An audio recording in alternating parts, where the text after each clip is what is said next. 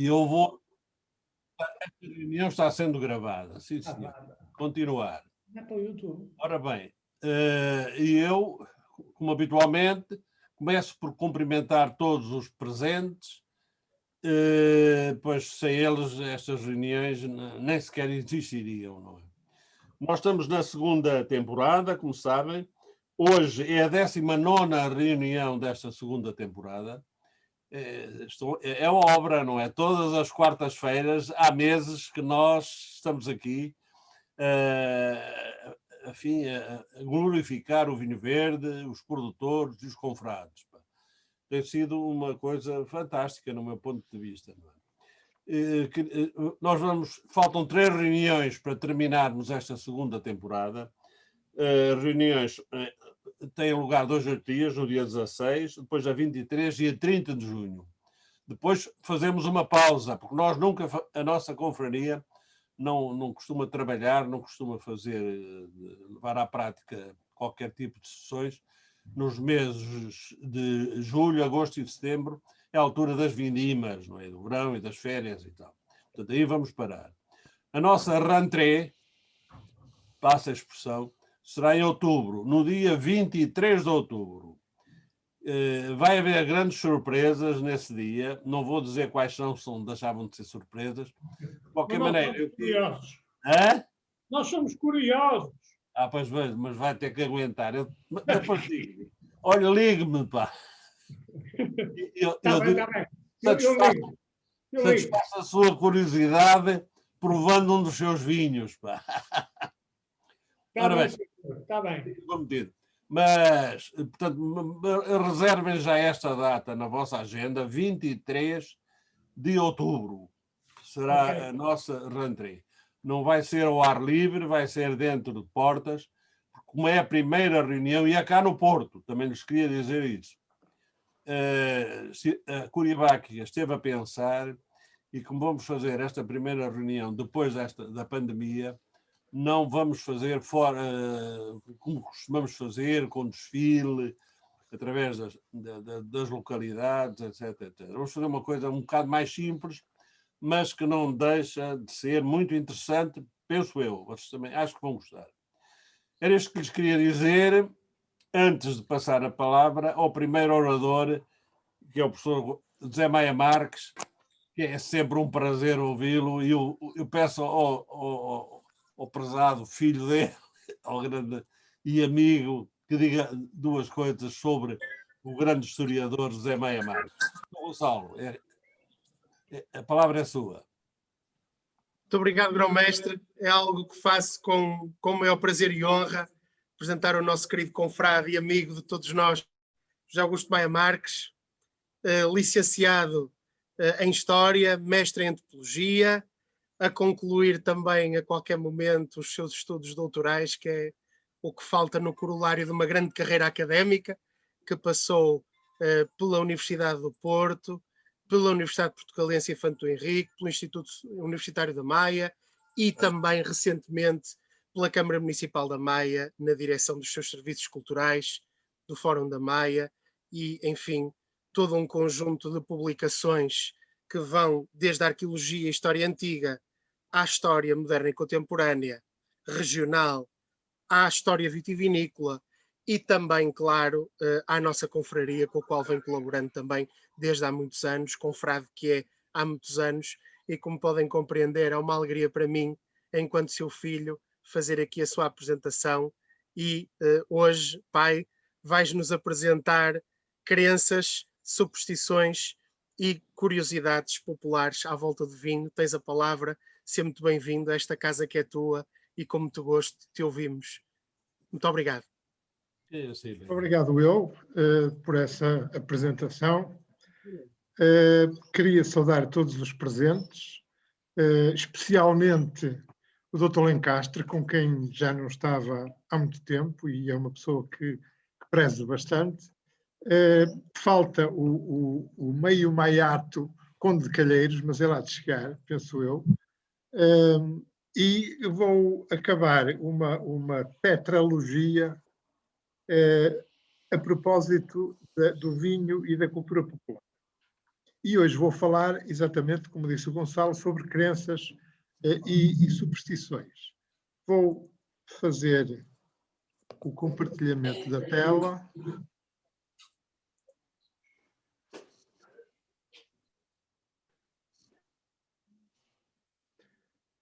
Portanto, crenças, superstições e curiosidades populares à volta do vinho.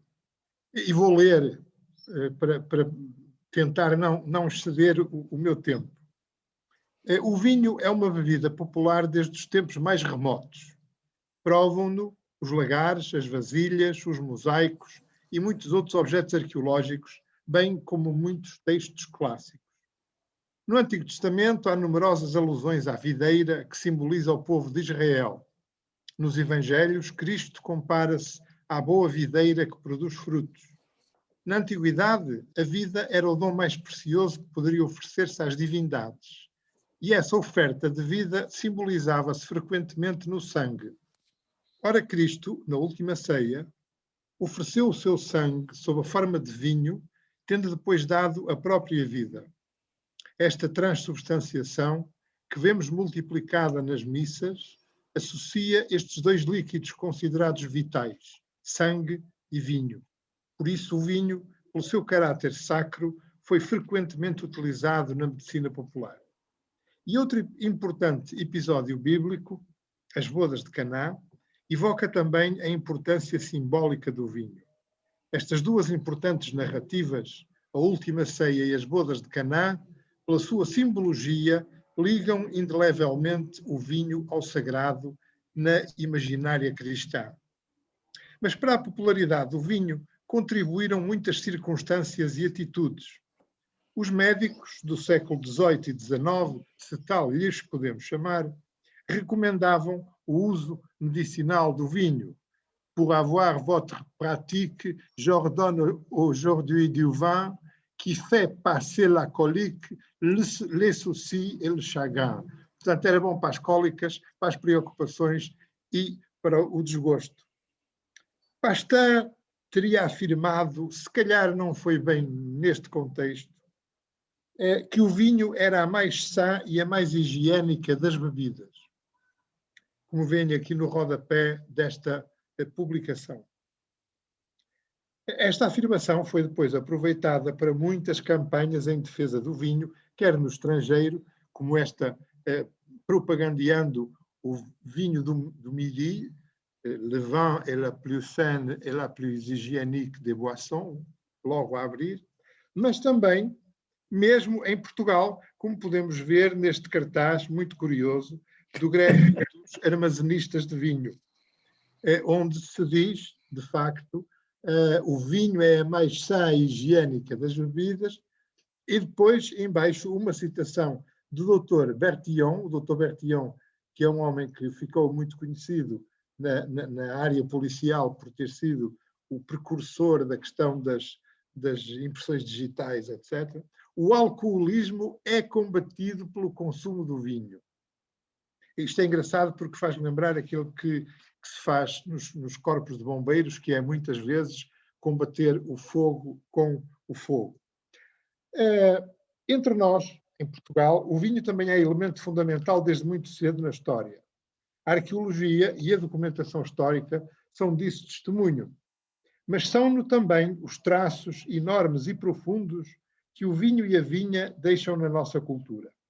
É ver os contratos de arrendamentos, os documentos dos mosteiros, os testamentos, as doações, para percebermos quanto a vinha era importante e o vinho tinha significado económico e cultural. Mas, muito mais perto de nós, atente-se naquela mão cheia de filmes produzidos nos fins dos anos 30 e inícios dos 40 do século passado, nomeadamente o Pátio das Cantigas, quando o senhor se propunha chamar o dono da casa, que era, por acaso, o Evaristo, o Vasco Santana diz, não chama nada, que isto é vinho. Portanto, não era uma fuga de água, isto é vinho. Algumas destas frases são lapidares, como esta, não é milagre, é palhete.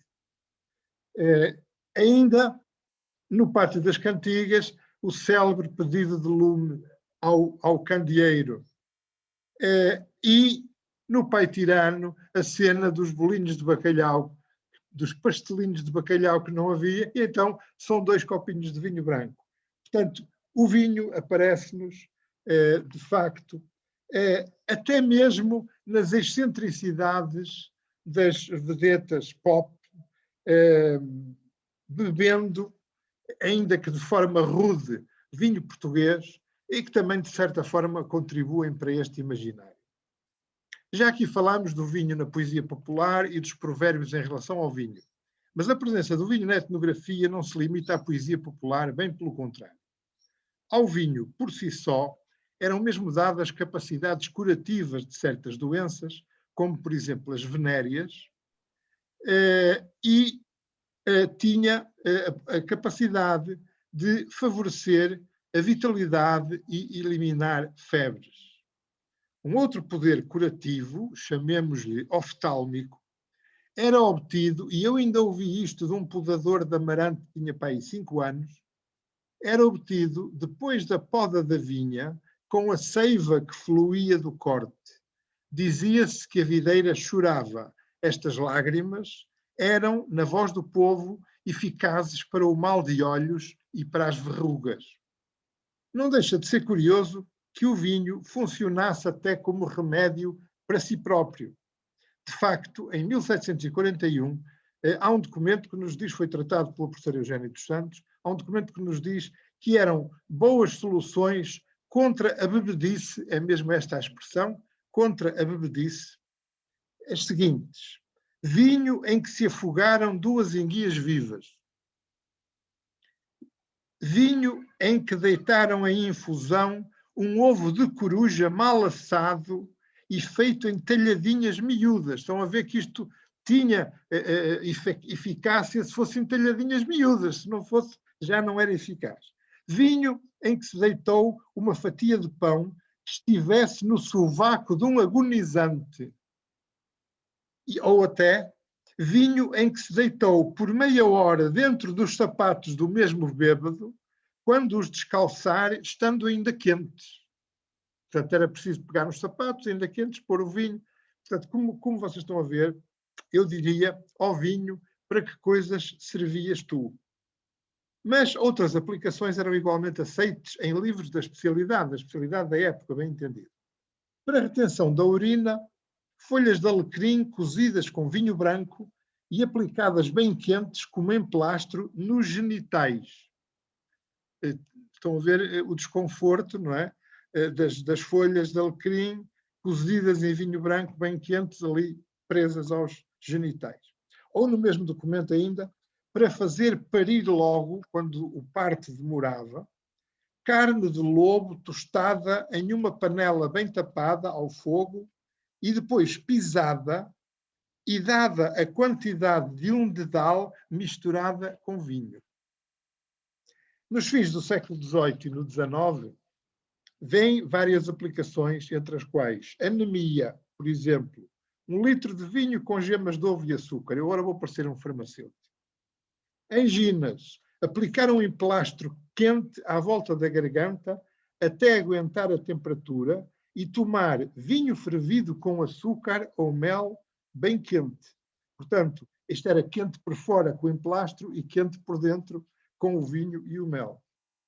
Catarro, ferver vinho com açúcar ou com mel e bebê-lo. Conjuntivites, esta também é muito interessante. Côdea de pão de centeio torrada e amolecida com vinho. Fazer uma cataplasma e colocá-la durante 2 horas no olho doente, substituindo-se por outra igual durante o mesmo tempo. Constipação, ferve-se alecrim com vinho, bebendo-se depois a mistura. Para a diarreia, beber aguardente com açúcar.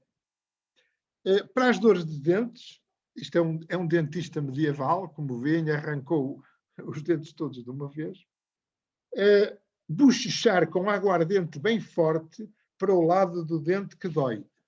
Esta ainda, há pouco tempo, se não ainda hoje, estava em uso. Dores menstruais, tomar vinho quente. Epilepsia, outra coisa muito curiosa e muito lógica, tirar no momento do acesso a camisa do doente, reduzi-la a cinzas e ministrá-las com vinho. Febres, tomar como bebida uma infusão de alecrim em vinho. Depois, as gretas, os cortes, não é? Esfregar com uma bebida alcoólica. Para a gripe, tomar também uma bebida alcoólica quente com açúcar ou mel. Para as hemoptises, muito comuns até ao princípio do século XX, beber, pelo menos, beber xarope de uma aguardente com açúcar ou mel bem quente. Para as inchações, tomar sementes de gergelim, a semente pisada depois de tirados alguns componentes, é misturada com vinho e esfrega-se no local indicado.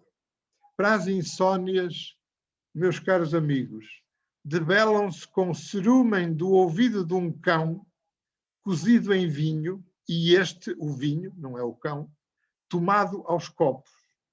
Para morrer, até havia remédios para morrer. Quando o doente está mal, completando as horas, mas não morre por falta de força, faz-se um emplastro de ovo batido, misturado com farinha de trigo e vinho, e se coloca sobre o estômago do moribundo.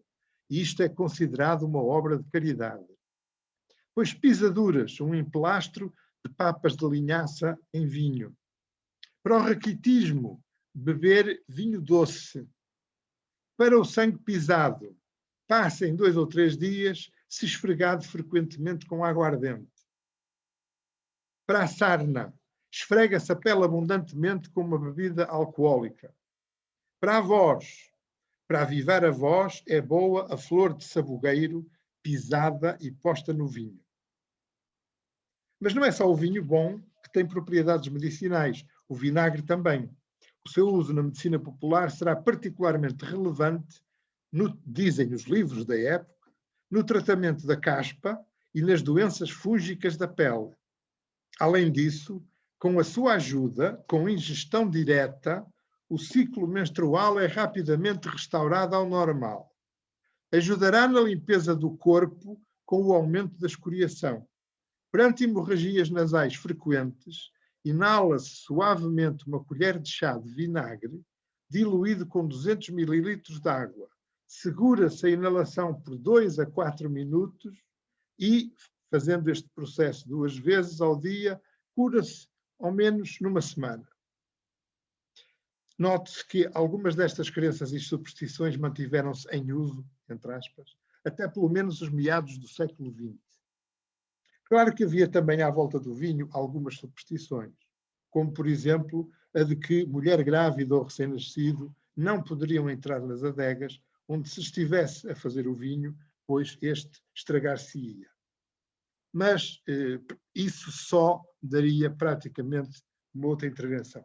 E para me aproximar do fim, gostaria de vos falar de 3 documentos muito interessantes que merecem cada um deles um estudo aprofundado, obviamente em outra ocasião. O primeiro é um curioso volume intitulado Compêndio de muitos e vários remédios de cirurgia e outras coisas curiosas e por aí fora, como vocês sabem, nesta altura os livros tinham os títulos enormes. É da autoria do Gonçalo Rodrigues de Cabreira, que era cirurgião, o que naquela altura não é a mesma coisa que ser médico, como vocês sabem, e pode ser consultado na Biblioteca Nacional Digital, onde eu obtive, aliás, estas imagens excelentes. Ao longo das suas 200 e muitas páginas e dividido por 67 capítulos, mais uns anexos finais, encontramos centenas de remédios, entre aspas, e tratamentos, também entre aspas, para as mais diversas e complexas doenças. 2 ou 3 exemplos para não vos maçar. Para sarar as enfermidades dos olhos, é o capítulo que temos ali do lado esquerdo, propunha-se mosto de uvas galegas, portanto, eu acho que uvas galegas, se calhar estaremos a falar de vinho verde, não faço ideia, e dentro, com meia onça de açúcar candy, e depois de 3 ou 4 horas de espera, essa mistura aplicava-se com uma pena nos olhos. Era uma espécie de colírio. Para as dores de dentes e gengivas, que vemos do lado direito, limar uma pequena porção de corno de veado e cozer a limalha em em vinho. Aplicar o remédio onde tiver dor.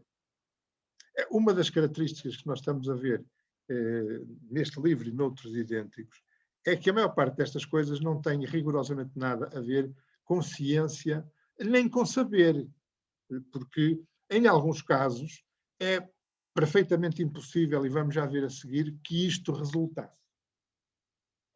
Para quem não pode urinar e tem pedra nos rins ou na bexiga, pegar num cágado, matá-lo e abre-se-lhe a cabeça e, pelos vistos, eu não sei se é verdade ou não, pelos vistos, o cágado tem na cabeça uma pedrinha. E então é moê-la e dá-la a beber com vinho quente em jejum. Logo se quebrará a pedra e urinará praticamente de imediato. E, por fim, ao lado direito, um unguento para as chagas. Tome-se um quartilho de azeite comum e meio quartilho de vinho bom. E tantas minhocas como um ovo, portanto, mais ou menos uma mão cheia do tamanho de um ovo. Muito bem lavadas. Põe-se ao fogo com o azeite e o vinho e ferve-se até que o vinho se gaste. Tiram-se as minhocas e coalha-se o óleo com cera nova para lhe dar corpo. Segundo o autor, é maravilhoso e o melhor remédio que se pode aplicar. O segundo documento é uma curiosa tese de licenciatura defendida em 1917 na Faculdade de Medicina do Porto por Francisco António Gonçalves. Por essa altura, como podem ver, do lado direito, pontificavam na faculdade nomes grandes como Álvaro Bastos, Joaquim Pires de Lima, Abel Salazar, António de Almeida Garrett, Magalhães Lemos e outros. No corpo de professores jubilados, Maximiano Lemos e o Maiato, e um dos médicos de Camilo, José de Andrade Gramacho. Esta tese intitulava-se, como veem ali, Breves Considerações sobre Medicina Popular.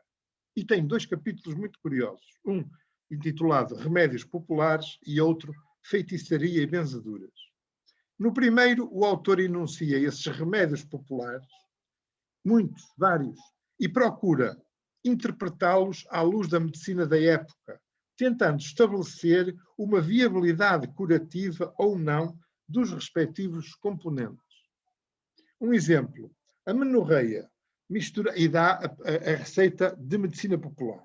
Misturar com vinagre folhas de artemísia, pisar a mistura num almofariz e aplicar a massa resultante no cavado da axila. Mas depois continua. Parece à primeira vista despropositada tal indicação, mas o que é certo é que médicos considerados de outras eras usaram a mesma planta com os mesmos fins. Portanto, faz um comentário, como vocês podem ver aqui na página do lado esquerdo e na do lado direito, não é? Faz um comentário relativamente extenso, às vezes até utilizando fórmulas e termos químicos, em que procura estabelecer uma ligação entre a medicina popular e a medicina científica da época. Depois, no capítulo sobre feitiçarias e benzeduras, começa por analisar os vários tipos daquelas figuras, benzedores, curandeiros, etc. E depois dá-nos o exemplo de algumas mesinhas muito complexas que metem desde terra de cemitério, folhas de várias plantas, água benta, vinhos e rezas. Muitas rezas. É uma obra antropologicamente muito interessante. O terceiro documento, estou quase a acabar, o terceiro documento é um manuscrito da segunda metade do século XVIII e intitula-se Puçangas Várias e Vários Remédios para os Corpos Humanos Achagados e Enfermos. Foi descoberto pelo Dr. Alberto Kendall Ramos de Magalhães e dele é dada conta no saudoso Boletim da Biblioteca Pública Municipal de Matosinhos. Por entre várias receitas, entre comas, algumas delas certamente desagradabilíssimas, o vinho ou a vinha aparecem de vez em quando. Como, por exemplo, naquela que pretende vedar o sangue da veia rota no peito. Portanto, isto é uma coisa grave. Uma veia no peito que se rompe. Não é? É necessário folhas de vinhas, mas não de uvas de enforcado. Essas não dão resultado. E hão de ser as que se fazem muito vermelhas, que é em setembro, depois das cepas darem as uvas. Enfiem-se num cordel e sequem-se à sombra. E depois de bem secas, se façam em pó e se guarde este pó em vidro e se dê ao doente um pouco deste pó.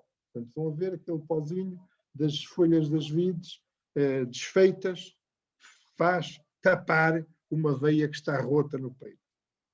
Ou então, um remédio para reter as urinas, problema já detectado atrás, e neste caso juntava sumo da ruda com vinho branco, dado a beber pela manhã em jejum.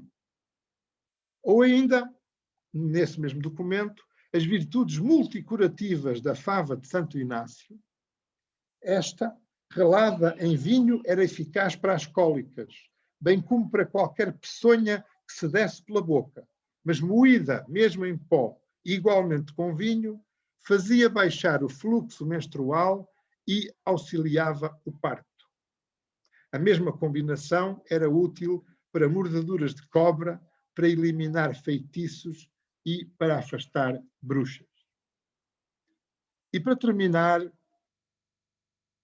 esta surpreendente lista de propriedades do vinho, eis mais esta, que eu ilustro com uma pintura de uma pintora barroca, das melhores pintoras barrocas que eu conheço, e que, se calhar por ser mulher, não tem o lugar devido nesta sociedade de homens, que é Artemisia Gentileschi. Tem uma obra verdadeiramente notável. Aqui esta é a Maria Madalena em êxtase. E então, como é que se chama esta receita, esta propriedade?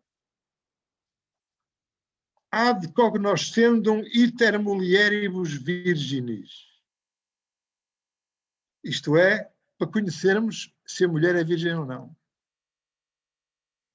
Dar-lhe a beber azeviche em vinho, e a que for corrupta logo urinará, o que não fará a virgem. O povo, para quem frequentemente o vinho constituiu verdadeira panaceia, até pelas suas propriedades que ajudavam a mitigar os sofrimentos, sempre reservou para o vinho lugar especial na sua cultura, onde este produto deixou traços profundos. Penso que estas nossas 4 conversas à volta do vinho e do povo são disso prova. Muito obrigado pela vossa paciência.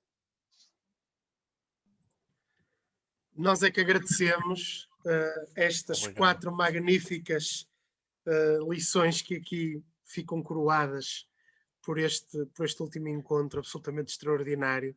E nós é que temos muito a agradecer e, como já aqui dissemos, eu e o Grão-Mestre, vamos agora tratar, quando este ciclo terminar, de ver como podemos reunir da melhor forma estes trabalhos que vocês aqui nos têm trazido, que têm sido absolutamente incríveis. Muito obrigado. É verdade. Olha o Eugénio Fonseca. É verdade. Entretanto, se me permitem, vamos continuando a nossa sessão e saudando, enfim, todos os que aqui estão, com muita amizade.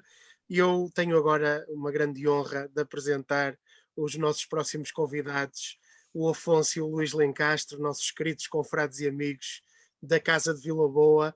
Meus caros, sejam muito bem-vindos a estes nossos encontros de quarta-feira e vamos então até ao Marco Canaveses, até à Casa de Vila Boa, em Vila Boa de Quires, para conhecer esta propriedade emblemática e estes vinhos excepcionais que já há tanto tempo tenho o gosto de produzir para todos nós. Afonso e Luís, muito obrigado pela vossa presença, tenho a palavra.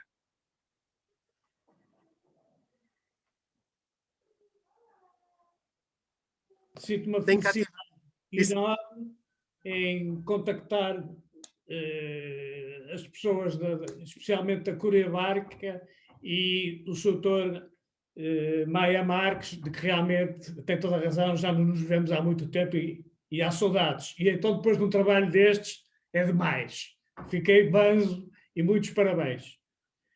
Bom, e depois dos abraços aos amigos, porque decidido se trata também, vou ser um bocadinho mais institucional, porque também é muito importante. E aqui cabe um parabéns muito profundo do coração à atual Cura Báquica, que transformou uma entidade que para mim era unicamente protocolar, tinha o seu lugar também, mas em qualquer coisa que eu adivinho que vai ser altamente benéfico no futuro para os produtores. Eu tenho cá aqui na minha orelha um passarinho a dizer-me que alguém vai fazer alguma coisa muito bonita em prol dos produtores da confraria e que vai chamar gente para a confraria. Não quero deixar também de dar os parabéns mais uma vez ao Sr. Tomé Marques, que nos encheu de cultura. Francamente, eu sou um grande apreciador desses temas e fiquei bem. Muitos parabéns e muito obrigado. Bom, e então agora vamos mesmo falar da Casa de Vila Boa,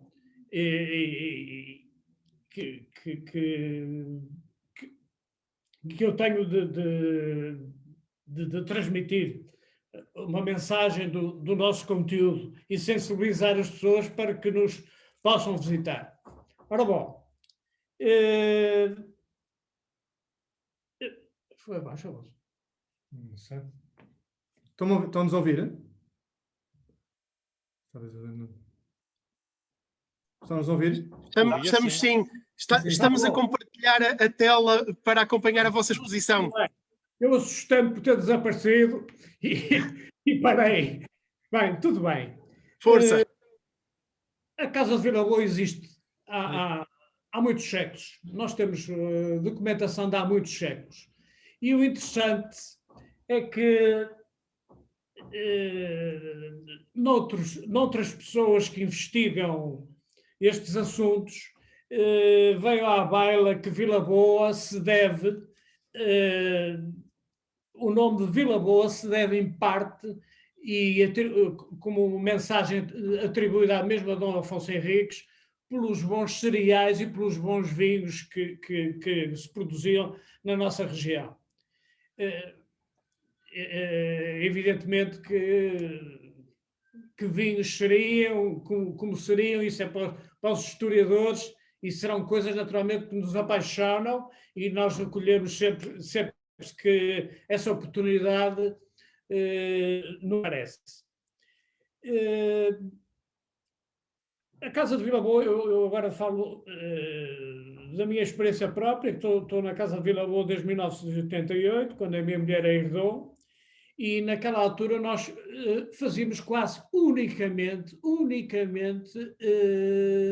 vinhos tintos, unicamente. O grande mercado eram as tabernas e as tascas, onde tradicionalmente se bebia nas malgas aqueles vinhos tintos muito ácidos, mas que, sob o ponto de vista de negócio, porque aquilo fazia parte das tradições da nossa terra e das terras ali, aqui à volta do Porto, e eram, na realidade, bons negócios. E eram feitos nestes lagares, com estas prensas, que ainda hoje estão visíveis mais como museu, mas, na realidade, nós ainda utilizamos um lagar, pelo menos todos os anos, para fazer o vinho tinto, embora as prensas não tenham nada a ver com esse processo. É apenas uma questão de preservar qualquer coisa que eu acho que é lindíssimo. Portanto, a partir da altura em que se pressentiu que o negócio estava a enveredar no sentido, é de minha, ou melhor, é de responsabilidade mais da tia da minha mulher, que foi a primeira a contratar alguém que sabia, neste caso o Sr. Engenheiro Pinho, em que eu presto as minhas saudades pelo trabalho que ele fez, e ele fez a primeira vinha de cruzeta de uvas brancas, com as castas habitualmente tradicionais. Bom, a partir da altura em que morreu a tia e o engenheiro Pinho saiu, eu fiz uma revolução total. O Afonso ainda era pequeno, mas completamente.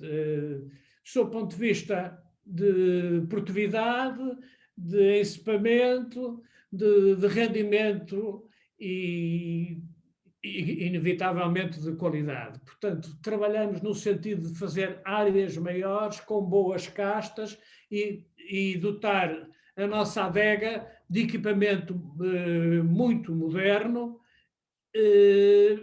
e respeitando os clientes com as normas de higiene que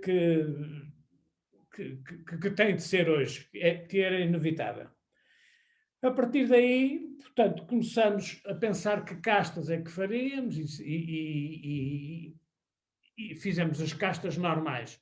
No entanto, apercebemos rapidamente que o nosso negócio não deveria ser bem por aí, porque estávamos a jogar o jogo de outras entidades que seriam nossas concorrentes e que tinham outras condições para colocar o produto no mercado.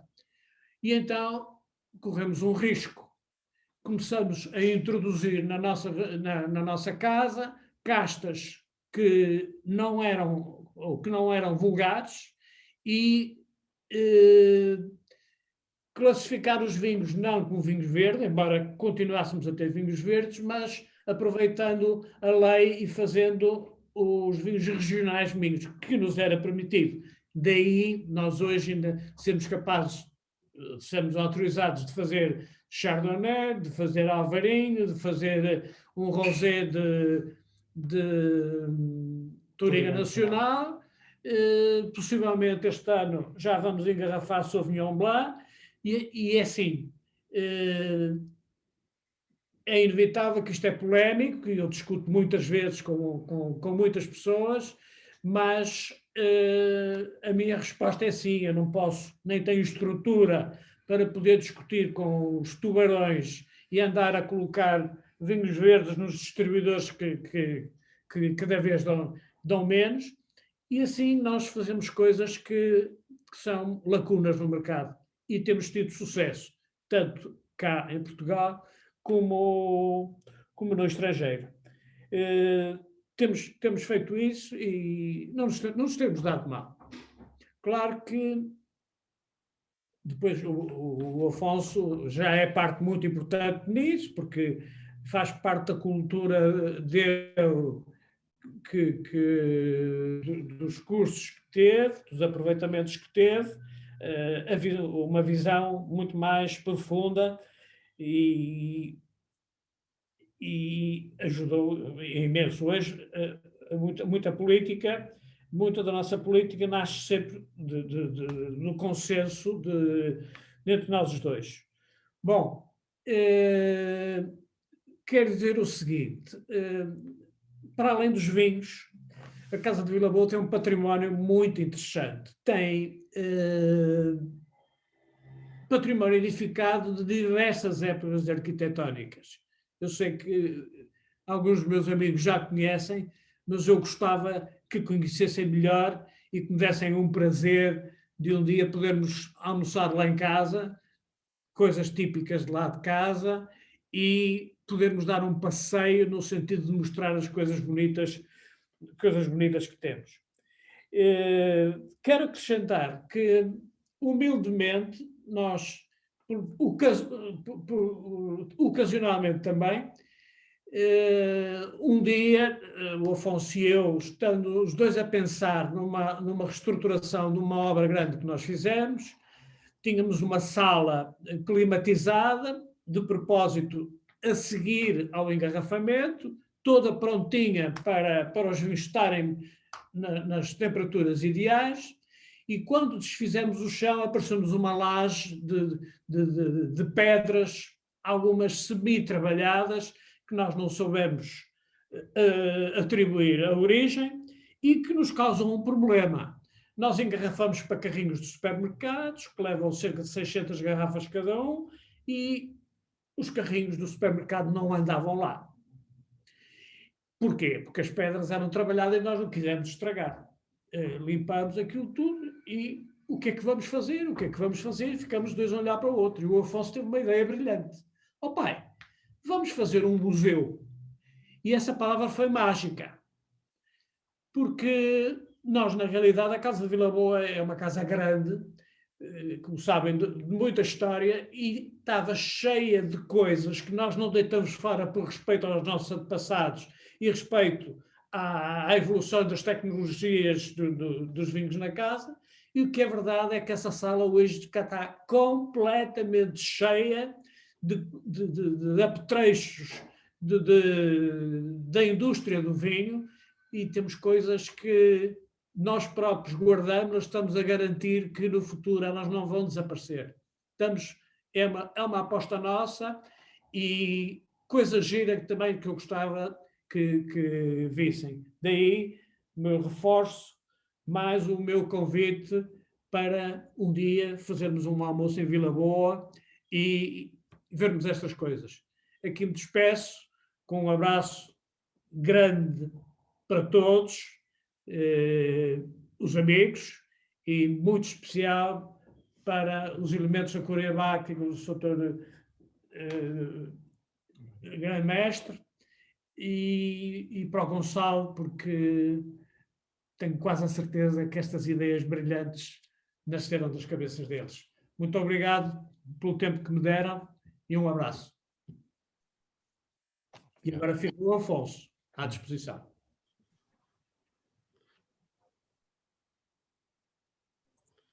Muito obrigado, caríssimo Luís Lencastre. Muito obrigado. Para nós é um prazer sempre ouvi-lo e trabalhar consigo. Obrigado por aquilo pelo incentivo que deu. De facto, para mim e para o Grão-Mestre também é uma honra ser seu amigo. Caro Afonso, faça o favor. Bom, eu agora queria fazer uma apresentação dos nossos vinhos, já que, visto que a história é que o pai sabe muito mais do que eu, portanto, a idade não deixa mentir, e fez aqui um belíssimo trabalho. Bem, como o pai disse, entrou aqui um bocado no pormenor dos vinhos, mas eu queria aprofundar. Bem, nós temos alguns vinhos no mercado, e como, por exemplo, este é um Chardonnay, é um vinho que não fazemos todos os anos, é um vinho que tem um estágio em madeira, e por ser tão delicado e tão difícil de fazer, esperamos por anos especiais para fazer um vinho como este. Depois temos o Alvarinho, que assim já normalmente fazemos todos os anos. É uma casta que, pronto, que não é preciso fazer grandes apresentações, embora na nossa região seja diferente de Monção, seja mais fresco, não seja mais fácil, é mais gastronómico, portanto, é mais fácil de beber e acompanhar com comida. E vendemos também em alguns sítios, pronto, no Porto e no país, exportações e não sei o quê. Depois também temos o Trajadura, que é uma casta emblemática lá de casa, porque foi das primeiras castas e as primeiras vinhas que se fez lá em casa.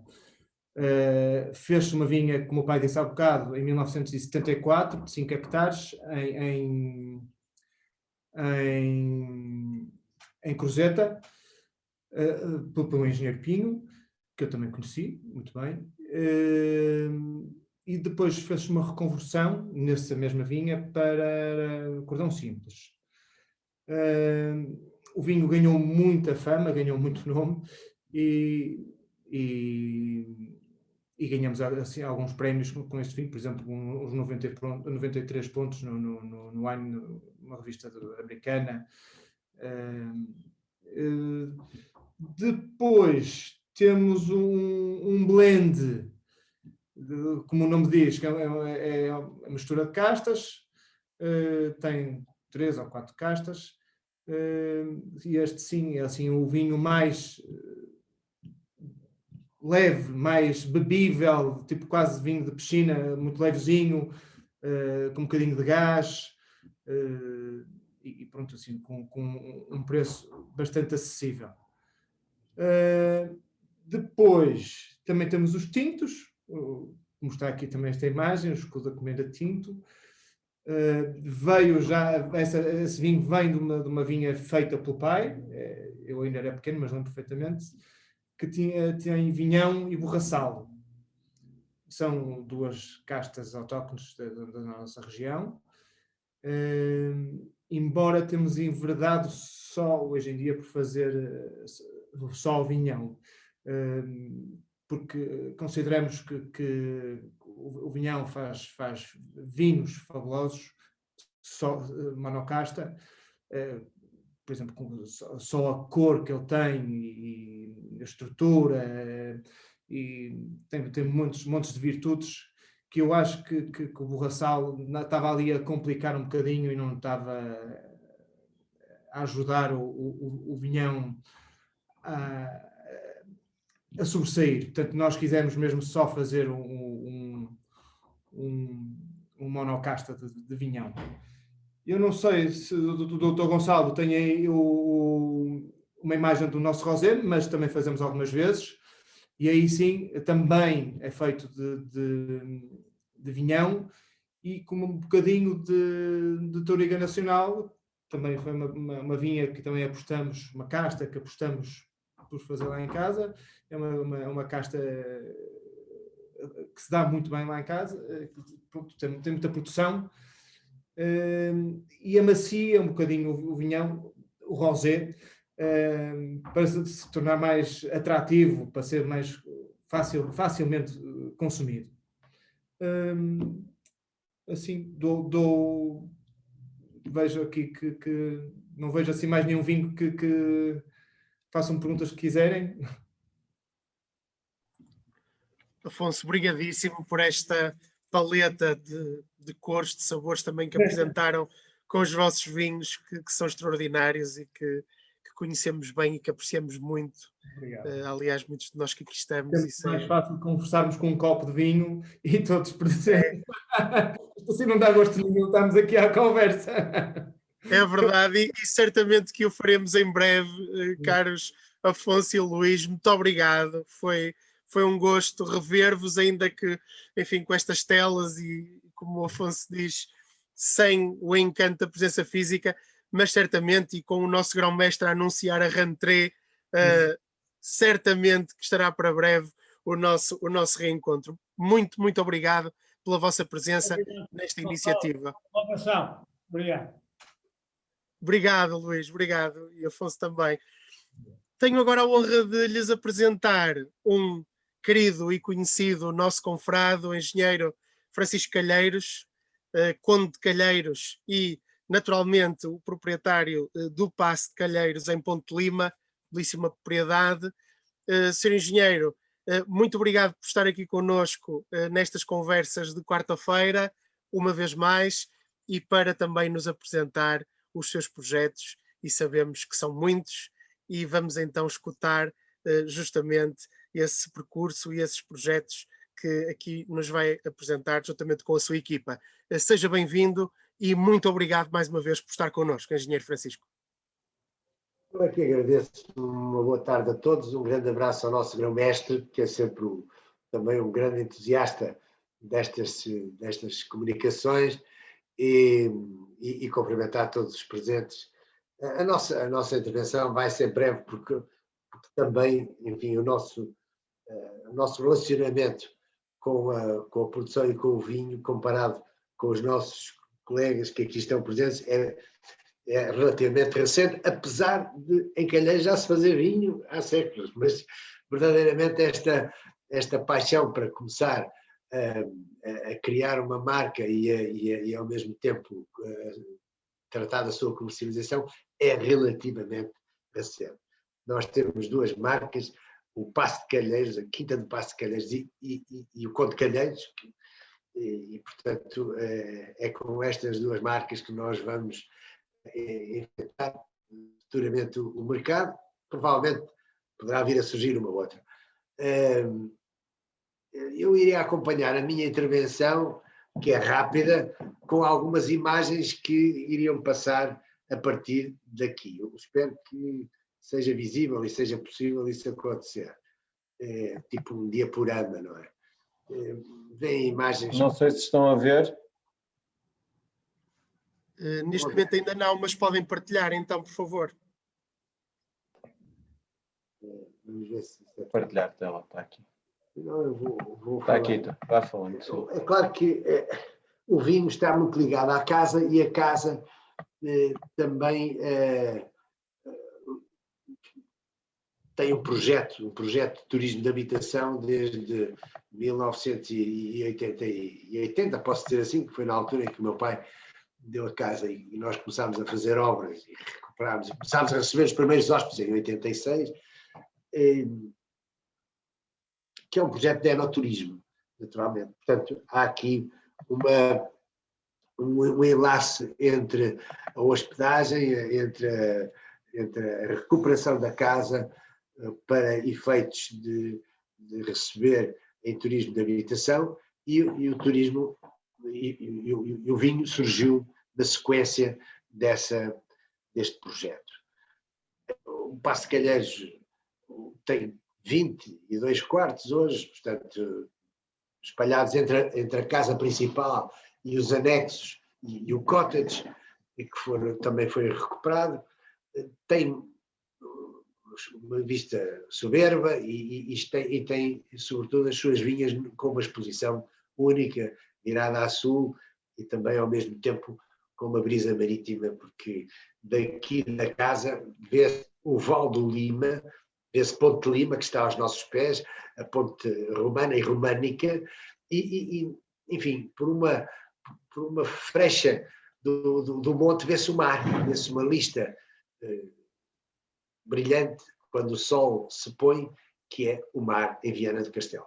Portanto, tudo isto também condiciona naturalmente as vinhas e o vinho, mas isto melhor do que eu, o Miguel, que é o Miguel Viseu, que está a acompanhar a nossa produção enfim, e tem sido um auxiliar precioso, poderá vir a explicar. Eu tive alguns inspiradores para a questão do vinho, desde o Manuel Pinheiro, que me empurrou no início em que eu dei os primeiros passos, como o Anselmo Mendes, como depois aqui o meu querido amigo e de proximidade, o Vasco Croft, que também produz o seu vinho, que bem conhecido e afamado, que é a Afros.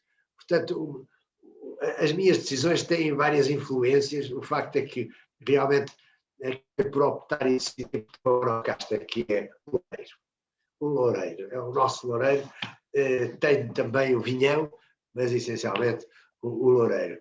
Recentemente resolvi fazer uma brincadeira, chamemos-lhe assim, porque uma das minhas ocupações, que são muitas, para além do turismo, dos jardins e da casa e do programa líder, enfim, e da Turiab, que é a Associação de Turismo de Habitação, sou cônsul da Eslovénia. E não sei se bem sabem que na Eslovénia tem a videira mais antiga do mundo.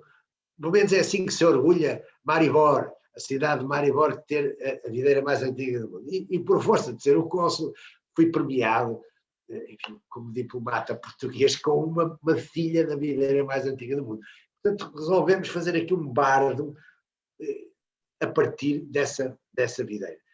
Espero que um dia possa poder contemplá-los com um copo de vinho oriundo dessa videira. E há outro projeto interessante, pequeno, tudo isto são pequenos projetos, porque também o que nos rodeia também é essa dimensão. Criámos aqui também um bardo, 2 bardos, de uma outra casta, que é o que o Miguel trouxe do Douro, e que é o Bastardo, é uma casta que é o Bastardo. Porquê? Porque aqui na casa e no Paço sempre se festejava e festeja a festa dos seus perdidos. A festa dos seus perdidos, que é no 3º domingo de agosto. E já o meu bisavô tinha uma vinha velha que fazia ou produzia, as uvas estavam maduras em finais de julho. E então o vinho que se bebia na festa dos seus perdidos era uma pipa que ele punha aqui à porta de casa e à porta da quinta e a freguesia, naturalmente, tem o nosso nome e com quem temos uma relação de sempre. Desde o meu pai, eu também fui presidente da junta da freguesia, 20 anos, tive que me vir embora, senão eu hoje era presidente da junta. Talvez não era, porque agora os mandatos são todos contados, portanto não era. Mas fui eleito 5 vezes e por isso é que a gente celebra a famosa mesa dos 4 abades, que este ano, deixa-me informar o nosso grão-mestre, que mais uma vez não se vai poder realizar por causa da pandemia que vivemos. Mas onde o vinho verde está sempre presente e a confraria está sempre presente, porque é uma honra nós temos nessa celebração no alto do monte, nessa, enfim, confluência das 4 freguesias, temos essa celebração interessante na mesa dos 4 abades. Mas, dizia eu, esse tal vinho bastardo é o vinho que se bebia na festa dos seus perdidos. Vai dar 50 ou 100 litros, não vai dar mais, digo aqui o Miguel. Portanto, é mesmo para consumir naquele dia e já está. Portanto, espero que quando viemos a celebrar outra vez a festa dos seus perdidos, poderei ter a oportunidade de os convidar e então podemos fazer uma prova desse vinho. Ainda vai dar tempo, porque ainda não vai ser este ano, provavelmente só para o ano é que isso poderá acontecer. Bom, resumindo, a casa, a família tem esta relação toda. Eu posso ver que a assistir também à nossa conferência está a minha nora e o meu filho, que vivem atualmente na Argentina.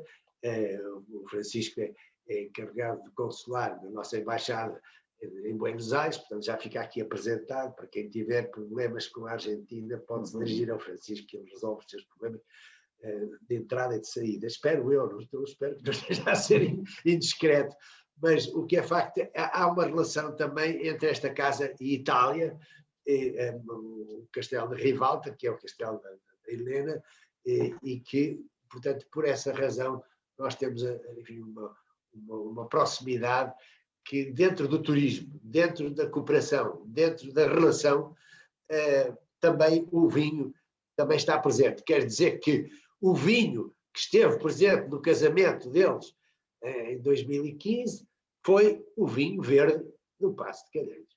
Portanto, foi, e também para animar a festa, foi um rancho folclórico daqui, Minhoto, para, enfim, para dançar desta mesma. Portanto, o vinho verde e as nossas tradições estão bem presentes também em Itália por osmose. Portanto, não se perdem. Outro aspecto que eu queria referir muito rapidamente, meteoricamente, é a relação do vinho com o caminho português de Santiago. Nós estamos no caminho português de Santiago.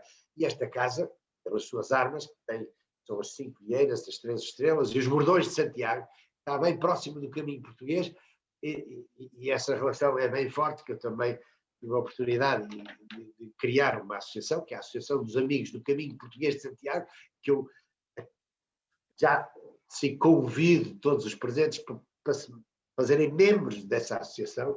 Vão à internet e encontram lá a associação, mas que tem-se produzido muita literatura à roda do Caminho de Santiago e o vinho é um dos aspectos que está presente.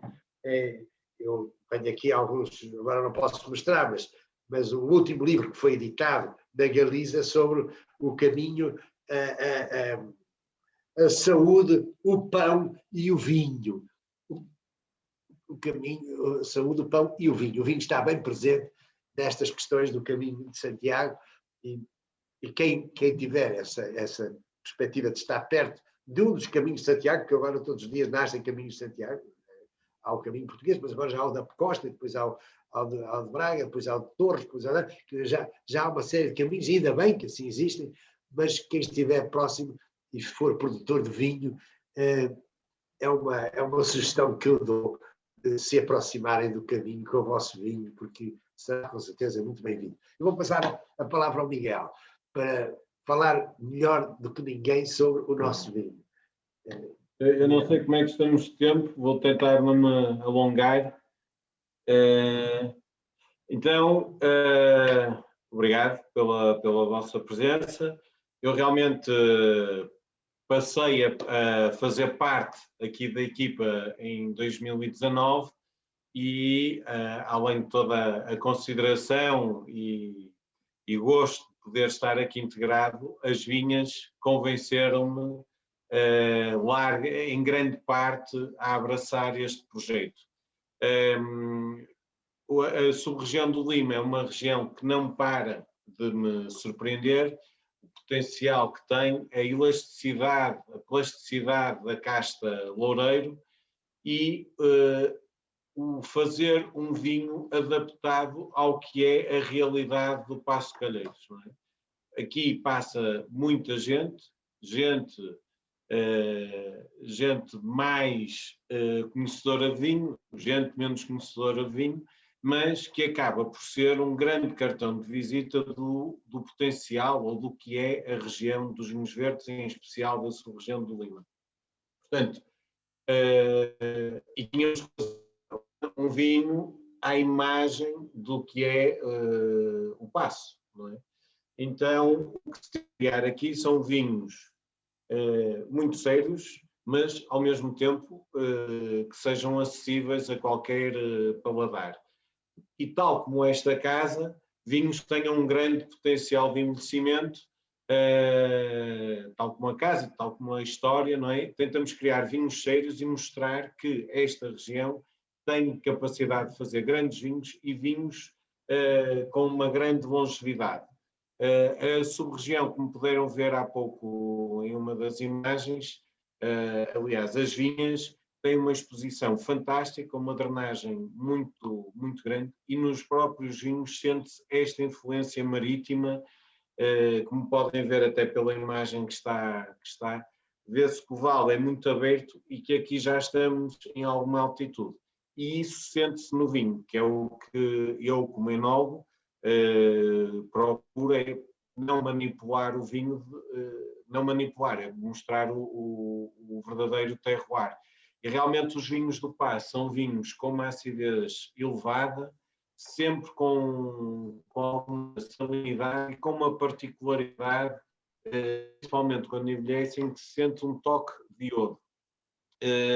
O que me leva a cada vez mais gostar de estar cá e de fazer vinhos com este terroir. Além disso, todo o próprio o conceito da casa não é só trazer turistas, é que os turistas saiam daqui eles próprios uns embaixadores da região e que saiam daqui com algo que aprendam e do que experimentaram cá.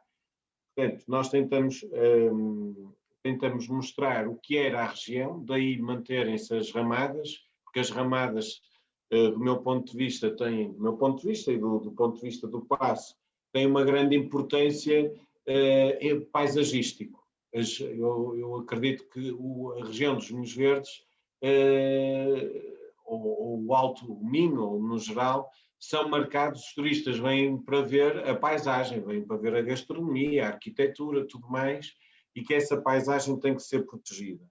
E, além disso, mostrar o que é, qual é o próprio passo, as sombras que as ramadas criam, são percursos para quem cá passa, mas ao mesmo tempo conseguimos incutir um bocadinho do perfil antigo, do loureiro antigo a estes vinhos. Nós tentamos todos os anos fazer um pé de cuba, ou seja, que as leveduras do pé de cuba, da fermentação, venham das videiras mais antigas. Além disso, o Paço também tem algumas castas um pouco mais esquecidas, como o verdelho tinto, e ultimamente temos feito algumas microvinificações, não tão micro, mas temos vindo a tentar recuperar esta casta e ver o potencial, porque são castas que não se encontram no mercado e estamos nós a aprender com o que fazemos. Os vinhos passam todos ou totalmente ou parcialmente por um estágio em madeira e temos já várias colheitas. Como viram na fotografia, nas fotografias temos uma cave subterrânea para o estágio. uma particularidade deste projeto vínico e que me cativa também bastante como profissional é o facto de grande parte do vinho ser vendido aqui aos hóspedes ou às pessoas que passam nos eventos que aqui vai acontecendo, que eu acho que é uma forma de criar vínculos com o consumidor final e que muitas marcas ou muitos produtores de vinho não têm essa oportunidade e que, no meu entender, ou no nosso entender, poderá abrir portas, e já temos vindo a ter alguns contactos que partem do passo, ou seja, nós não vamos tentar vender, mas os contactos é que vêm até nós, ficam a conhecer os nossos produtos e criam o interesse, que é uma maneira muito interessante, e hoje em dia cada vez mais se fala na pegada ecológica, portanto o vinho, no fundo, não tem o custo de transporte, não é elevado, ou a pegada de carbono, não é? E acho que é uma grande particularidade e uma grande capacidade, não descurando a história, como dizia há pouco, nós temos 5 hectares, o Paço tem 5 hectares, mas uma parte é vendida para a cooperativa por várias razões, mas uma delas pela história e por respeito aos antepassados que foram os fundadores da adega. Portanto, todo este projeto não é só um projeto de fazer um vinho e vendê-lo. Há aqui toda uma intenção, uma missão, chamemos-lhe assim, de passar a história do vinho, a história do vinho, desde a ramada às novas vinhas, ao vinho que era vendido, que era consumido localmente, ao vinho ligado a motivos religiosos, enfim, ao paisagismo, à preservação das castas antigas. Há aqui todo um trabalho que tem que ser mais conhecido e que certamente será, mas que por aqui passa muita gente e leva toda esta história e um pouco deste conhecimento. A adega está muito focada, como viram pelas fotografias, em pequenas quantidades, portanto não é a ambição de vir a ser um grande produtor, o foco aqui é a quantidade, é a qualidade, perdão, é mostrar o terroir destas vinhas e desta região. Obrigado, Miguel. Eu aproveito para dizer, e função daquilo que falou sobre o escoamento, que os turistas levam vinho. E só para dizer que o nosso vinho, a nossa garrafa de vinho é vendida a partir de 10 euros a garrafa. Portanto, enfim, é um preço que para vinho verde é muitíssimo bom, penso eu. E, portanto, é só para dar uma ideia do marketing e daquilo que estamos a fazer. Eu não queria terminar sem dar mais uma palavra familiar, até porque vejo a assistência dos meus filhos de falar da continuidade desta casa, porque tenho 3 netos, é filho da minha filha Cristina, e 2 gêmeas lindíssimas, que são as meninas mais lindas do mundo, que são filhas da Helena e do Francisco. Falam, não sei quantas línguas falam, porque a mãe fala italiano, o pai fala em português, eles vivem e falam espanhol, porque estão na Argentina e aprendem inglês, portanto, com 4 anos são uns autênticos diabos, mas diabos no bom sentido, bem seja, porque são umas meninas irrequietas e cheias de vida. E já está, contada a nossa história na primeira pessoa. E obrigado.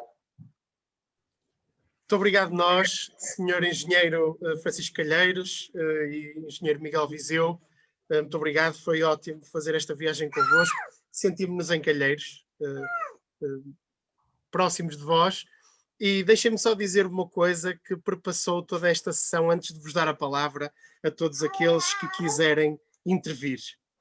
Esta foi uma sessão que falou de algo fundamental, que é o legado e a transição das gerações. Eu tenho aqui à minha beira o meu filho de quase 2 anos, que estão a ouvir, e desde o princípio da sessão nós tivemos um pai e um filho que moderou a sessão, da qual o pai foi orador. Logo a seguir tivemos a Casa de Vila Boa, com o Luís e o Afonso Lencastre. Logo a seguir, o Paço de Calheiros, com o Sr. Conde e o seu filho, que está na Argentina, e a sua nora.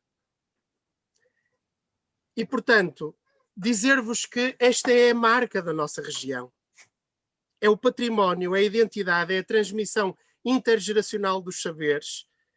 E, por isso, eu não poderia estar mais contente de ter tido o privilégio de convosco ter moderado esta sessão magnífica que tive a honra de coordenar com o nosso querido grão-mestre Mário Cerqueira Correia, que permita-me também considerá-lo como uma pessoa de família, como um avô também, que muito admiro.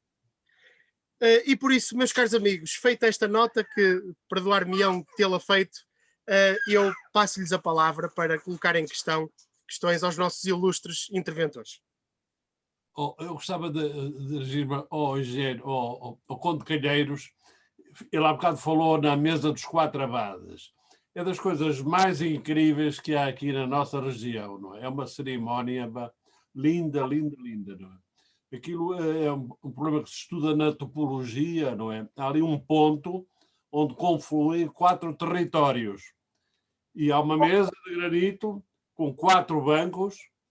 Em cada um deles, antigamente, sentavam-se os abades de cada uma das freguesias. Agora são os presidentes das juntas. E ele tem presidido essa reunião. Eu tenho assistido àquilo e confesso que acho uma coisa extremamente bonita. Para chegar à mesa tem que se ir, deixa-se os carros longe, vai-se a pé. É um caminho ainda um bocado, mas que se faz muito bem e que saímos de lá com o coração cheio de felicidade e por vivermos a nossa história. Calheiros é uma das freguesias. Olha, eu gostei muito de ouvir todos, não é? Mas eu não quero... Lembrei-me agora de dizer isto, porque o Conde Calheiros há bocado falou na mesa dos 4 abades, eu, como lá tenho estado mais do que uma vez, fico sempre muito feliz com estes apontamentos históricos. Aqui o Luís Lencastre não falou nas ruínas que se vêem na fotografia, não é? Por acaso vocês podiam dizer alguma coisa sobre isso? Sim, pronto, como o pai é o mais especialista em... eu sei, ele foi para a pintura. O pai teve que sair, mas eu sei alguma coisa. Pronto, isso não são umas ruínas, são umas obras que são inacabadas. É que é isso. E fala-se que foi de um arquiteto, as obras foram feitas por um arquiteto, um discípulo de Nasoni, em 1750 e troca passo, não sei ser preciso nessa data. E o intuito ou o objetivo da construção deste edifício seria receber na altura os reis de Portugal, que parece que o rei acho que não gostou muito da brincadeira e obrigou os meus antepassados a parar com a obra. Outra das histórias que se fala é que o arquiteto morreu a verificar uma das partes mais altas aqui do edifício, caiu, morreu, e os meus antepassados consideraram um mau presságio e decidiram também parar a obra. E é um bocado aquilo que sei, porque a nossa casa, a casa onde nós vivemos hoje em dia, ardeu há 60 anos ou 70 anos. E, portanto, como podem imaginar, deve ter ardido muitos documentos e muita coisa que contava a história sobre estas obras que estamos a falar. E se isso não é verdade, podia ser. Ora bem, eu não quero dizer mais nada. Mais uma vez, a intervenção do professor José Maia Marques foi um espetáculo, além das vossas participações dos produtores. E é muito engraçado ver a sua nora, a fotografia dela, que está na Argentina, não é? É muito interessante. O Gonçalo ressaltou esse aspecto, não é? Das gerações. É muito bonito isso. Mas eu não quero agora, há aí pessoas que devem querer falar, ainda podem. São 7h20. Pelo menos 10 minutos, um quarto de hora podemos fazer e depois temos que acabar. Eu se pudesse dizer umas palavras, eu só queria Sou Francisco Calheiros. Antes de mais, muito obrigado pela organização. Acho que correu muito bem. Também acho que é muito importante fazermos estas sessões para se estar a conhecer cada vez mais o vinho verde. Depois, obrigado ao pai pelas palavras que disse. Eu espero que depois possa fazer um trabalho que se orgulhe um dia mais tarde a continuar o seu trabalho aí na casa e no vinho. Eu sou diplomata, estou na Argentina e como diplomata não posso deixar de falar no papel do vinho como embaixador de Portugal e da zona norte, não é? Da região norte. De facto é um papel único, porque é um papel que abrange não só o vinho, mas também o património, a gastronomia, a história, ou seja, é um papel multifacetado que consegue fazer esse trabalho de promoção como mais nenhum outra coisa consegue. E depois é um trabalho de promoção muito fácil de fazer. E eu vejo, por exemplo, aqui na Argentina, que é um país produtor de vinhos fantásticos, vinhos de nível mundial, eu dou a provar, eu trouxe algumas caixas de vinho, vários vinhos, mas em particular do nosso de casa, quando eu falo do vinho verde e dou a provar o vinho verde, os argentinos ficam completamente doidos e querem provar mais, querem ir a Portugal, querem conhecer. Infelizmente não se consegue com facilidade trazer vinho para a Argentina, porque tem impostos muito altos e é muito complicado. Mas os tipos ficam interessadíssimos. Isto num país que tem vinhos de excelência. Por isso, eu acho que conseguirmos transformar ou melhorar este papel e realçar cada vez mais o vinho verde como embaixador do país, ainda mais um vinho verde que representa 40% das exportações de vinho, eu acho que é único. E bem, não era só este comentário, agradecer mais uma vez e um beijinho para o pai. Yeah. E parabéns, Miguel, também pela intervenção, desculpa, não mencionei. Nós é que agradecemos, Dr. Francisco Calheiros, e foi muito bom também receber este seu abraço desde Terras do Estuário da Prata. Um abraço também para si e, de facto, trouxe-nos aqui também um tema extremamente importante, que é este tema do vinho enquanto embaixador, cultural, económico, social e realmente, quem sabe, caro grão-mestre, se não é um tema também a desenvolver nestes nossos encontros. Meus caros, continua aberta a sessão para colocarem questões aos nossos interventores. Sirvam-se. Eu só gostava de dizer duas palavrinhas, repisando até um bocadinho aquilo que o Gonçalo disse há bocado, como uma espécie de comentário desta sessão. Eu acho que nós encontramos aqui, de facto, a realidade do vinho verde, da região do vinho verde. As quintas, as famílias e as estratégias familiares. Porque uma das características curiosas de toda esta zona é exatamente essa das estratégias familiares, que hoje, enfim, já estão fora de uso na maior parte dos casos, mas que no século XIX e ainda no início do século XX eram interessantíssimas. Quem é que casa com quem é que tem as propriedades ao lado, quem é que tem a vinha, e até se faziam blends de famílias exatamente à volta disso. Portanto, a pequena, entre aspas, e média propriedade, as quintas, as ramadas, eu compreendo perfeitamente e concordo plenamente com a questão que foi levantada no Paço de Calheiros de manter as ramadas. Eu acho que em termos de paisagem, para mim, a ramada é um bocado o símbolo da minha infância e das vindimas e de cair abaixo do escadote e de ter aquilo tudo vindimado e depois cair o festo, que aqui nesta zona da Maia se chama canistrel, e cair aquela coisa, caírem as uvas e depois já não se aproveitarem as uvas. Portanto, isso é um bocado o símbolo. Até temos pinturas interessantíssimas do nosso pintor naif, mestre Albino Moreira. E depois, de facto, é esta unidade de produção, entre aspas, que é a quinta, que eu acho que tem, historicamente, e o Afonso falou nisso, mas o Luís também disse que havia documentação, portanto ainda se salvou alguma. Historicamente, são núcleos muito interessantes e às vezes não se dão conta, o que também não admira nada, porque tem enólogos, mas não tem historiadores, às vezes não se dão conta da riqueza do seu próprio património.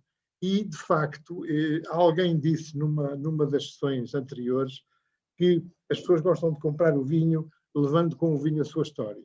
E estas duas quintas penso que são o exemplo daquilo que se pode fazer a propósito exatamente desta questão da história que está por trás do vinho e que é sempre algo muito interessante, é a preocupação de ler o rótulo, não é? Quando às vezes há uma pequena nótula histórica, e o rótulo não, o contrarótulo, que normalmente vem no contrarótulo, isso e o rótulo fazem muitas vezes a diferença de uma escolha numa garrafeira onde eu tenho muitas coisas e que não conheço, portanto vou escolher um bocado ou porque me falaram, ou porque o nome, ou porque de facto eu tenho ali algo de património, não é? Como ainda agora dizia o Francisco Calheiros Júnior, tenho ali algo de património, algo de meu, algo de nosso, que diz assim, isto que está aqui não é só uma garrafa de vinho, é muito mais do que isso. Portanto, eu queria felicitar os dois produtores e já agora aproveitar, eu sou sempre um aproveitador, para dizer ao professor Virgílio Loureiro que acabei há uns minutos de lhe mandar alguns e-mails, alguns PDFs, e ainda faltam 2 ou 3 que seguirão no fim de semana. Muito obrigado. Eu não sei se posso também intervir. Claro que sim, professor, sempre. Gostava de citar todas as intervenções que foram muito interessantes e fiquei a conhecer um pouco mais de 2 quintas históricas da região dos Vinhos Verdes, que infelizmente não tenho a sorte de as conhecer ao vivo. Aquilo que eu queria dizer era partilhar com o professor Maia Marques um pouco de uma informação que vai na linha daquilo que falou hoje, que é, por assim dizer, a interface do vinho na bebida e no medicamento. De facto, as farmacopeias mediterrânicas e europeias, até ao século XIX, tinham como principal recipiente, eu diria mesmo 90% do recipiente era vinho. Vinho de muitas variedades. Eu tive acesso há muito poucos dias a livros de boticários do Arquivo da Patriarcal em Lisboa, que eu, segundo julgo saber, não são do domínio público, onde é um verdadeiro hino ao uso do vinho. Vinhos de todas as qualidades e, portanto, o vinho na interface da bebida e do medicamento é uma realidade quase até ao final do século XIX. Mas eu gostava de partilhar uma informação que me deram há dias e que se calhar poucos portugueses conhecem. É que uma das grandes vantagens competitivas que Portugal teve na época das descobertas era ter um segredo que durante muito tempo, eu não sei quanto, mas foram muitas décadas, conseguia navegar muito mais do que todos os outros povos, sem ter que fazer escalas. E o segredo estava no vinho. Porquê? Porque, segundo o que me disseram, eu depois poderei até dizer as referências, a primeira coisa que se fazia quando se carregava uma caravela era meter as pipas dentro do barco. Só que as pipas não iam cheias. As pipas levavam um palmo em vazio. Para quê? Para adicionar vinagre. Nas caravelas não havia vinho, era vinagre. Ou vinho avinagrado, propositadamente. E depois metiam dentro das pipas o peixe. Portanto, o peixe era metido dentro das pipas, devido à sua atividade proteolítica, quase que se digere dentro daquela mistura, e depois os marinheiros bebiam aquela mistura.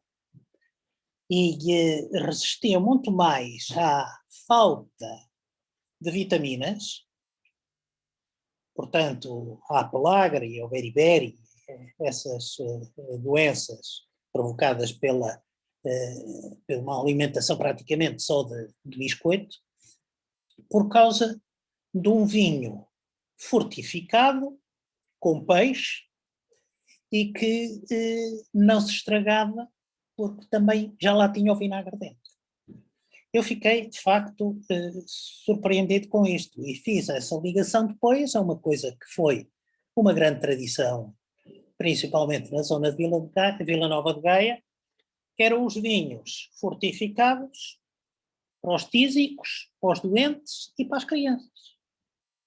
Portanto, não era só um medicamento propriamente dito, não era só a bebida, mas era também um nutriente rico, fruto de tudo o que lhe metiam dentro para o tornar mais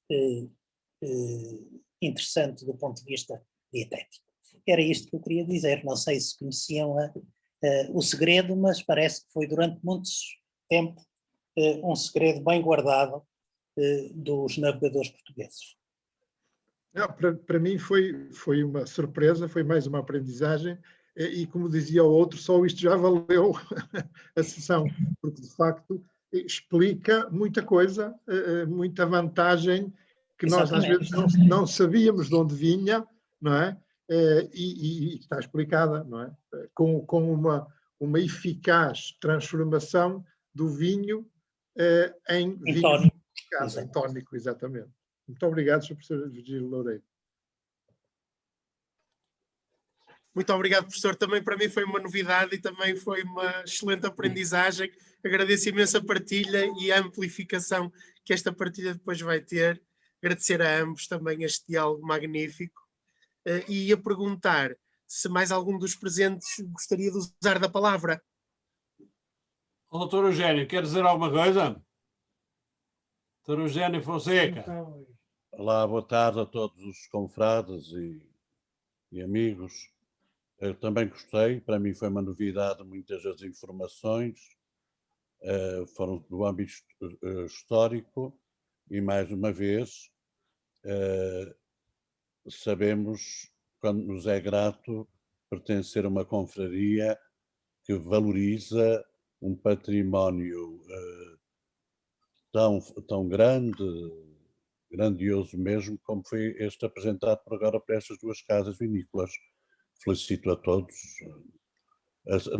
Uma pequena história para acrescentar às características medicinais do vinho que o Dr. José Marques apresentou.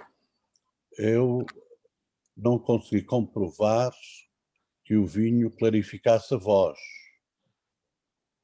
Eu pertencia ao grupo coral lá da paróquia e na Semana Santa aconselharam-me essa receita de um pouco de vinho, só não tinha era a erva, mas tinha que ser aquecido.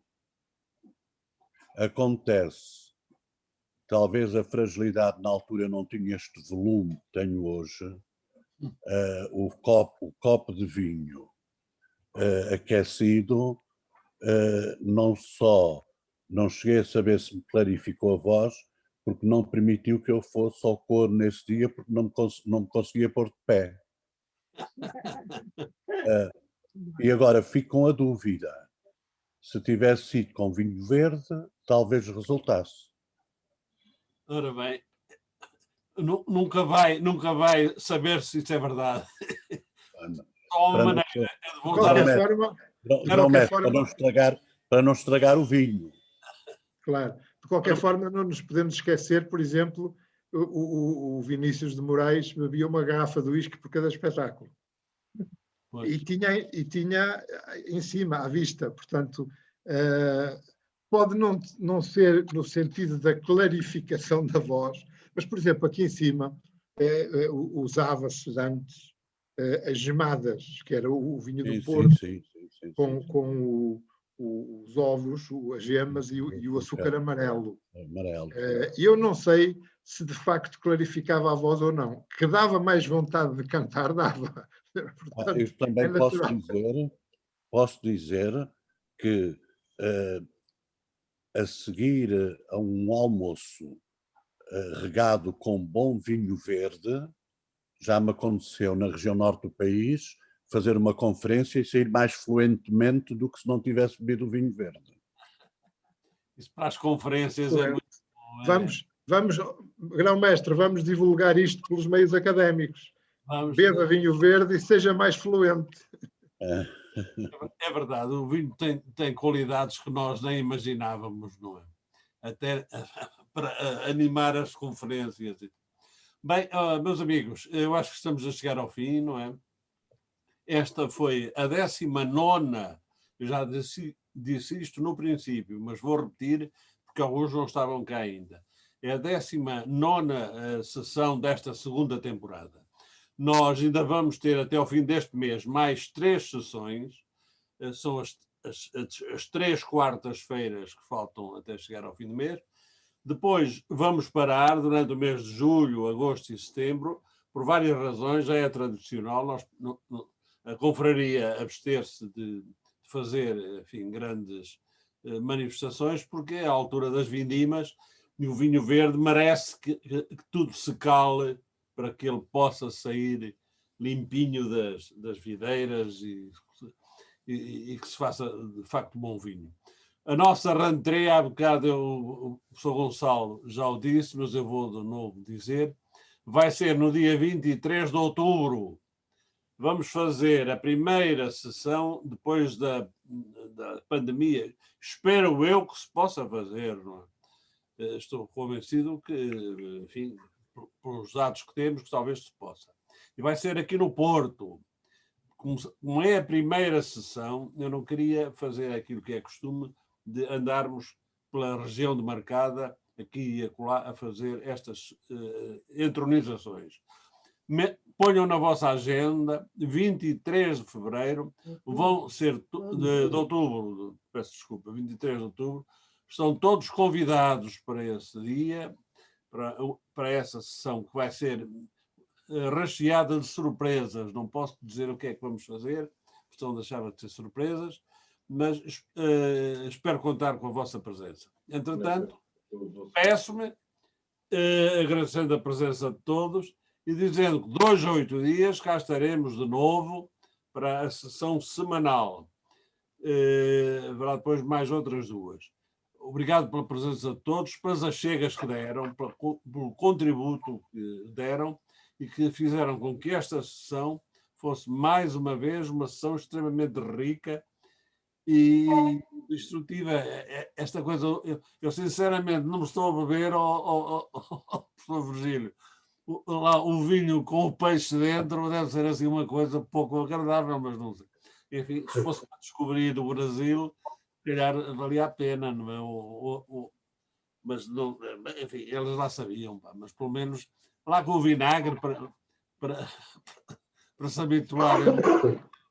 Mas agora Eu acho que não. Eu acho que não há problema. sabemos qual é o peixe. Não, quer dizer, eles metiam o peixe fresco na altura que carregavam o barco, Eu sei, dentro das pipas. não se sabe que peixe era. Mas também não interessa. Olha, Querido grão-mestre, querido Gonçalo e presentes, um grande abraço. Nós temos mesmo que sair agora e queremos despedir. Tá? Obrigado. Para vocês também. Obrigado. Então, Obrigado. também até para a semana. Obrigado. Um abraço grande a todos. Professor Eugénio, um abraço muito especial para si, para Setúbal, essa bela terra. Boa tarde a todos. Muito obrigado. Boa tarde a todos, amigos. Um abraço.